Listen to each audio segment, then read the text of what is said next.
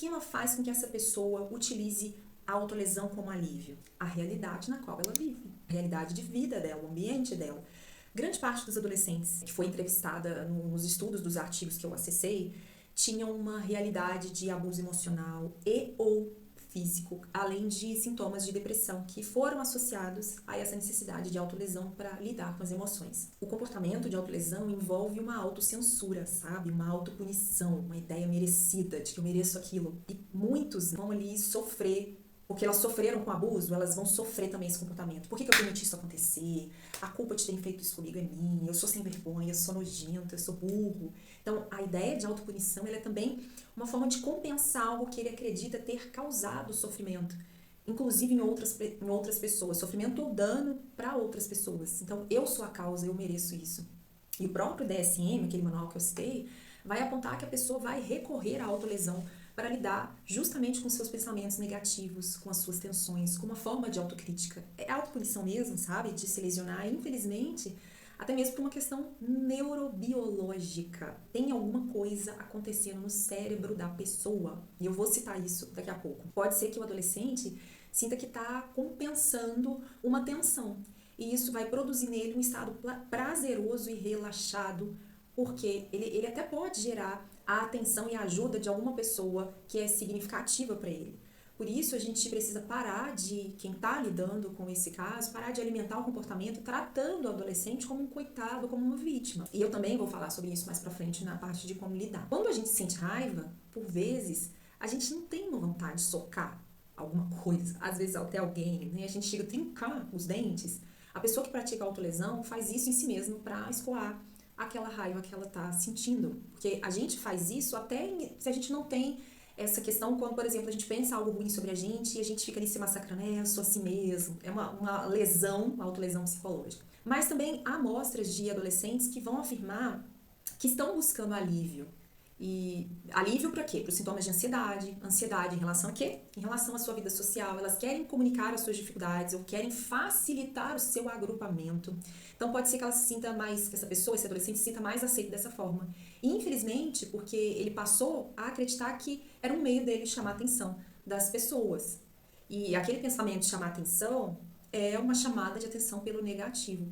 Ou porque também ele acreditou que se o grupo faz aquilo, né, por um senso de pertencimento, ele também vai precisar fazer para se identificar, porque sim, como eu já citei, todos nós temos a necessidade de sermos amados, acolhidos, e também uma necessidade de nos encontrarmos com os nossos iguais, uma necessidade de identificação, uma necessidade que todo ser humano tem, e que na adolescência, quando essa busca pela autoidentificação começa, e nós estamos procurando o que na adolescência? Sermos pessoas, sermos gente. Eu sou uma pessoa diferente dos meus pais, de gostos diferentes, de opiniões diferentes, isso vai se intensificar muito. E aí um outro motivo para a realização da autolesão está na busca por aliviar sintomas dissociativos, que é quando a pessoa sente que ela está distante da realidade, como se ela estivesse desconectada de si mesma, sabe? Com uma mente em outro mundo.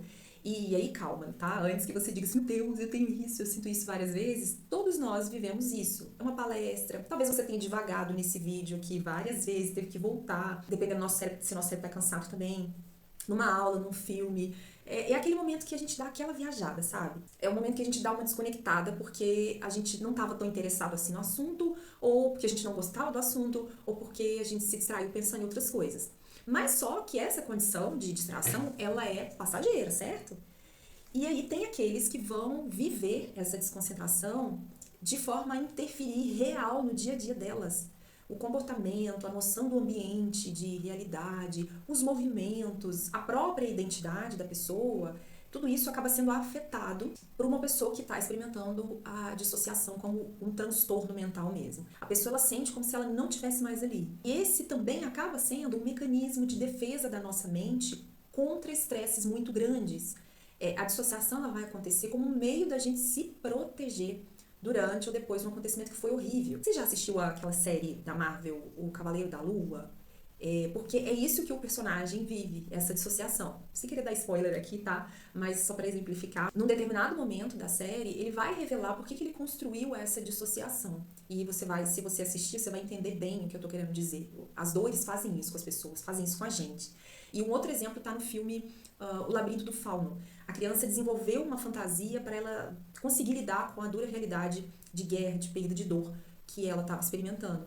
E isso vai acontecer até com uma pessoa que não sofreu abuso físico, emocional, verbal, mas ela sofreu, por exemplo, um acidente. Aí já não é uma dissociação voltada para o transtorno, mas é uma dissociação no sentido de autoproteção.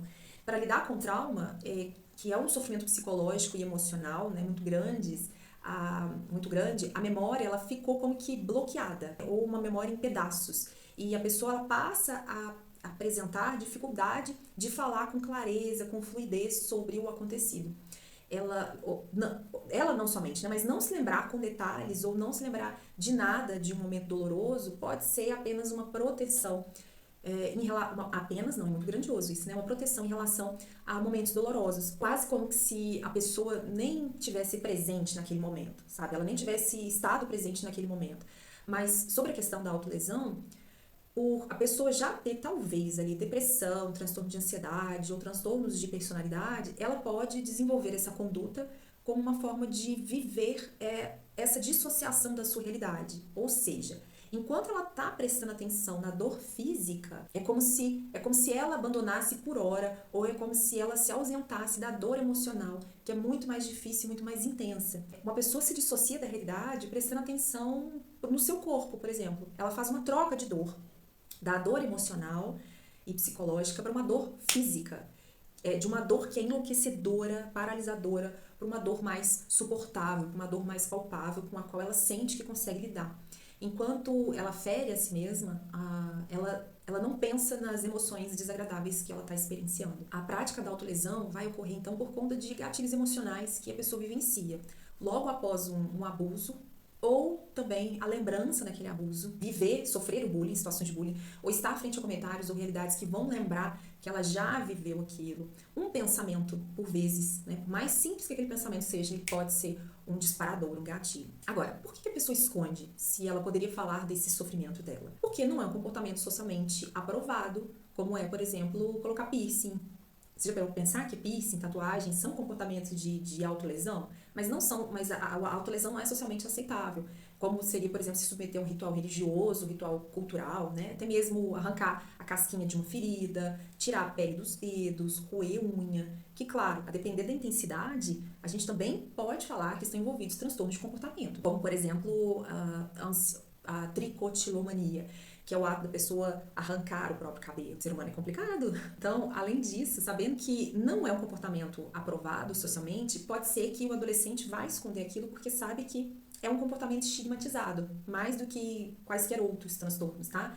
Então, as pessoas elas vão dizer aquelas coisas clichês que eu já disse. Você tá louco, você tá querendo chamar atenção, você é uma aberração, por aí vai. Pode ser também que ele veja esse comportamento como algo tão positivo que ele não quer intervenção de ninguém. É algo que ele sente que traz tanto bem-estar que ele não quer nenhuma pessoa dizendo que ele precisa se tratar. Ele sabe que falar vai implicar na busca por tratamento ou na busca por reportar a um adulto próximo. Ele também pode esconder porque ele se sente culpado ou envergonhado justamente por conta dos estigmas. Então, isso vai tornar a possibilidade da repetição muito mais viável, digamos assim, porque ele vai praticar em locais, em ambientes físicos mesmo, nos quais ele pode ficar sozinho e nos quais ele tem privacidade. Por isso, quando você ouvir algo assim de um adolescente, sempre tome por base que ele tem vergonha, que ele sente dor, porque se você analisar sob esse ponto de vista, você vai conseguir ajudá-lo melhor.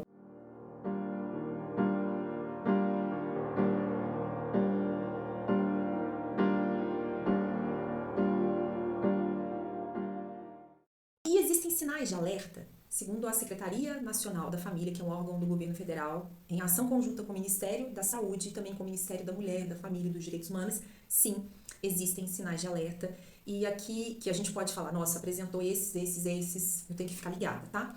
E aqui eu vou citar todos os que eu encontrei na página do governo federal que trata do assunto. Então, nós temos afastamento familiar, como resultado da falta do sentimento de pertencimento àquela família, uma baixa autoestima, pouca flexibilidade para enfrentar adversidades, mudanças marcantes de personalidade e de hábitos, comportamento ansioso, agitado, deprimido ali de maneira recorrente ou exagerada ou aumentada, uma piora no desempenho escolar, no trabalho e em outras atividades que ela costumava manter. Então, ela era até mais ou menos boa ou era preocupada, deixou de se preocupar, deixou de tratar daquilo com seriedade que ela tinha. Afastamento de familiares sem motivo aparente e diferente daquele que já vai ocorrer comum e saudavelmente na adolescência, tá? Então, se afasta dos parentes, dos amigos, o que vai caracterizar ali um isolamento social, uma perda de interesse em atividades que antes esse adolescente gostava, e aí isso vai acontecer de uma forma intensa e diferente daquilo que também já acontece na adolescência. Há uma perda de interesses na adolescência, tá? Interesses infantis.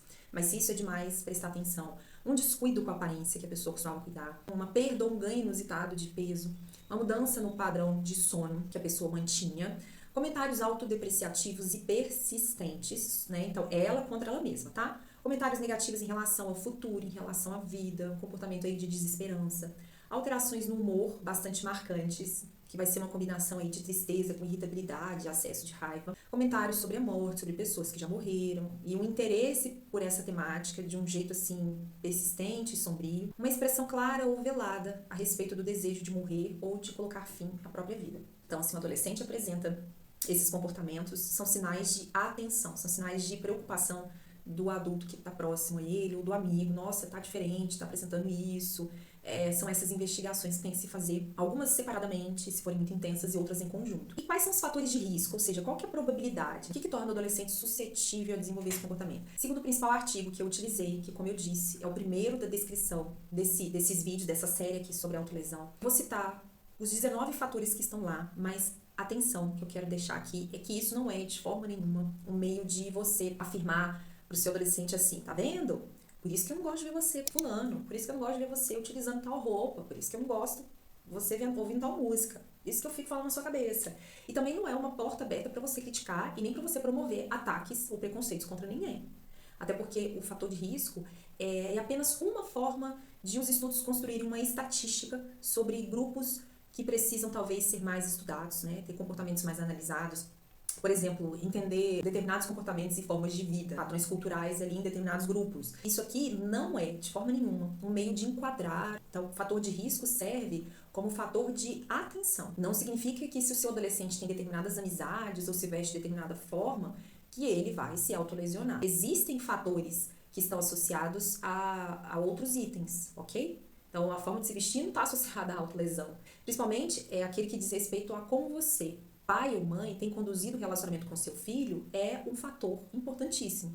Ele pode ter amigos com valores diferentes dos seus, e isso não vai dizer nada a respeito do fato de ele ser como seus amigos são, a depender da personalidade dele. A gente sabe que adolescentes são influenciáveis.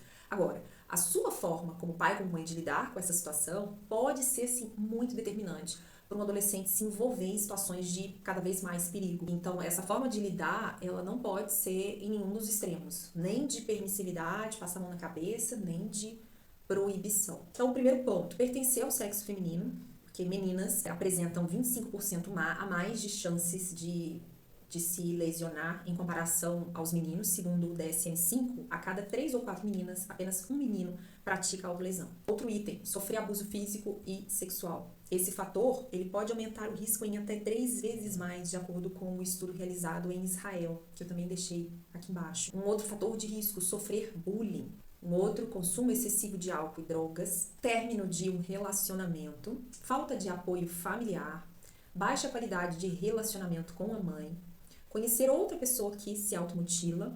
Um estudo mostrou que o convívio com pessoas que têm a prática pode promover um engajamento em comportamentos semelhantes. E isso não é só para comportar, quer dizer, a gente pensando aqui, falando em drogas, outros comportamentos, mas isso não é só para comportamentos negativos, tá? Se ele tá dentro de um grupo, engajado no grupo, com comportamentos positivos, que a gente gostaria que ele desenvolvesse, obviamente, ele também tá suscetível a se engajar com o mesmo. Um outro item, outro fator de risco, o sono pobre. O adolescente que dorme muito pouco, ele vai dormir pouco, vai passar o dia ali muito lesado, né? E vai ter muito mais possibilidade de ser vulnerável. Sintomas de impulsividade, baixa autoestima, né? Já mencionei, é fator de risco e fator de atenção, baixo nível socioeconômico, uma autocrítica muito exagerada, dificuldade de resolução de problemas, não possuir uma identificação religiosa, espiritual, cuidado com a saúde espiritual, né, para espiritual também é muito importante, baixa escolaridade, possuir uma identidade alternativa, isso em virtude de elementos das culturas alternativas, tais como, sei lá, o destaque que a gente pode dar para temas sombrios, escuros, para determinados tipos de música, para a valorização, por exemplo, da tristeza, né? Em alguns grupos, assim, isso é bastante comum.